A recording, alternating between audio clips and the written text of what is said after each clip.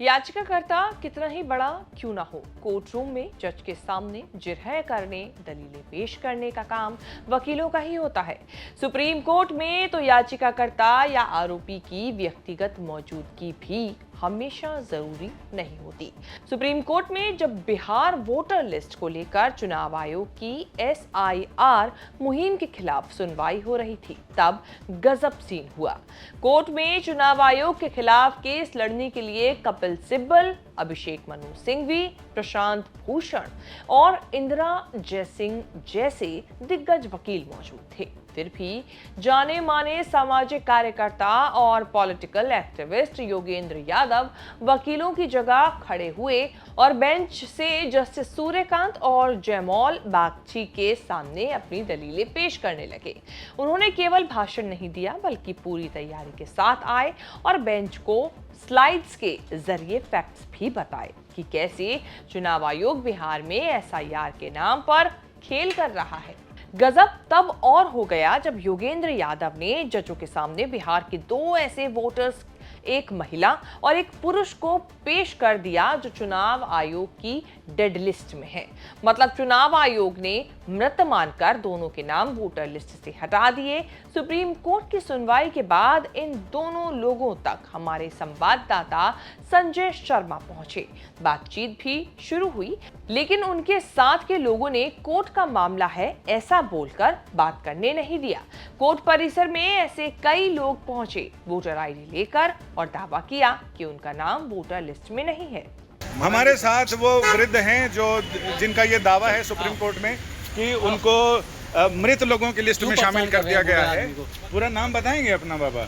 हमारा नाम है राम इकबाल। कहाँ के रहने वाले? चरसिया दी और चरसिया दिया। कॉल लीजिएगा सर। उसमें संजय सर प्लीज। तो नहीं, आपका नाम अरे नहीं सर, तबीयत खराब है ना, गिर जाएंगे संजय सर। आप बात मानिए ना, थोड़ा सा सपोर्ट कीजिए। भाई तो आप लोग कोर्ट में यही लेके आए हैं ना? Sanjay sir please. क्या प्रॉब्लम क्या? प्रॉब्लम क्या है? ना कुछ प्रॉब्लम क्या है? क्या प्रॉब्लम है ना, कोर्ट का मैटर है, कोर्ट में प्रॉब्लम। यानी अब दावा तो इन लोगों ने किया था, लेकिन अब इनको लग रहा है कि मीडिया ट्रायल हो जाए तो उससे कहीं मुश्किल ना हो, और यही वजह है कि इन्होंने मीडिया के लोगों को रोक दिया और ये कहा कि अभी बातचीत मत कीजिए, अभी बाद में ये लोग बात करेंगे। तो अब इनके मन में क्या है ये तो पता नहीं, लेकिन दावा इन लोगों ने किया था कि इनके नाम मृतक लोगों की लिस्ट में शामिल हैं। ये अलग बात है कि अब सामने बोलने में इन्हें रोका जा रहा है। हमारे साथ वो अब वृद्धा हैं जिनके बारे में कहा जा रहा है, जिन्होंने कोर्ट में दावा किया है कि उन्हें मृत मतदाताओं की सूची में शामिल किया गया जबकि वो जीवित हैं। हाँ जी, क्या नाम भैया? तबीयत खराब। अच्छा, दवाई दिला देते आपका नाम क्या है? बस खाली नाम और वो सब पूछ रहे हैं कहाँ के रहने वाली। सर प्लीज आप बात नाम क्या है दादी दिन भर आपका? ऑफिस में वहाँ बैठी है ना। नाम सर नहीं, नाम पूछ रहे हैं, नाम क्या है? प्लीज आप क्यों, आप समझिए ना, बाइट करवा देंगे सर। आप नहीं बोलेंगे वो तो काहे मना करते हैं आप लोग इनको बोलने से? डेड लिस्ट के दो लोगों को सुप्रीम कोर्ट में पेश करके योगेंद्र यादव ने सनसनी मचा दी। कोर्ट रूम में चुनाव आयोग के वकील राकेश द्विवेदी ने कहा ये कि सब ड्रामा कोर्ट में नहीं चलता। मृतकों को जीवित और जीवित को मृत दिखाने के लिए BLO से संपर्क कर सकते हैं। अदालत में अर्जी दाखिल करना जरूरी नहीं। जज सूर्यकांत को योगेंद्र यादव की दलीलों में कुछ दम दिखा, लेकिन उन्होंने कोई ऑर्डर पास नहीं किया। बेंच ने योगेंद्र यादव को थैंक यू कहा कि हमें आपकी दलीलों से मदद मिलेगी। कहा कि हमें अपने नागरिकों पर गर्व है कि वो सुप्रीम कोर्ट में मौजूद हैं। सुनवाई कल भी होगी। बिहार वोटर लिस्ट को लेकर कई तरह के विवाद चल रहे हैं। चुनाव आयोग मना कर चुका है कि उन 65 लाख लोगों की लिस्ट जारी नहीं करेगा जिनके नाम कटे हैं। दूसरा विवाद ये है कि मिंता देवी जैसी महिला का वोटर कार्ड बना है। दावा है कि मिंता देवी की उम्र 30 साल के आसपास होगी। तीसरा विवाद ये कि जिनको डेड लिस्ट में शामिल किया गया उनको जिंदा सुप्रीम कोर्ट में पेश कर दिया योगेंद्र यादव ने। योगेंद्र यादव ने सिर्फ ये साबित करने की कोशिश की कि कैसे लोगों के वोट का अधिकार छीना जा रहा है। पूरी सुनवाई में योगेंद्र यादव और बाकी याचिकाकर्ताओं ने सुप्रीम कोर्ट को यही बताने की कोशिश की कि बिहार में वोटर लिस्ट की SIR प्रक्रिया गैर कानूनी है।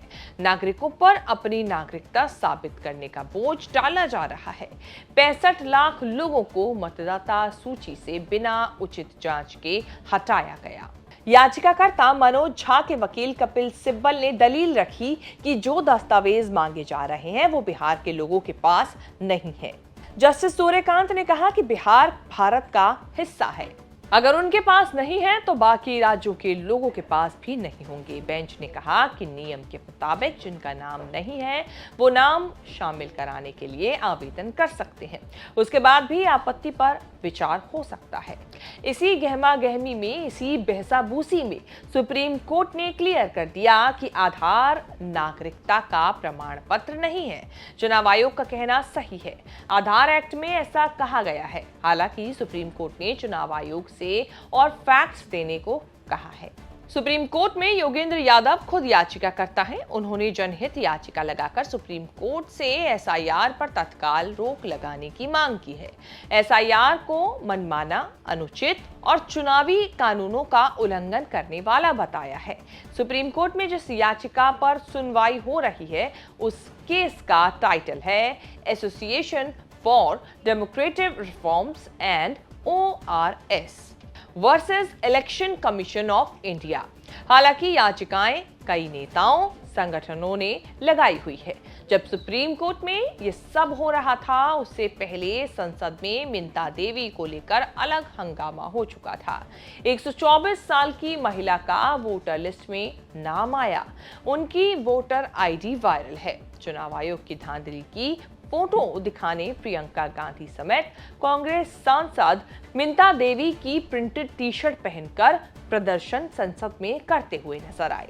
इस रिपोर्ट में इतना ही। इस रिपोर्ट को लेकर आपकी क्या राय है हमें कमेंट करके जरूर बताएं और इस तरह की खबरें आगे भी देखने के लिए बने रहें न्यूज़ तक के साथ।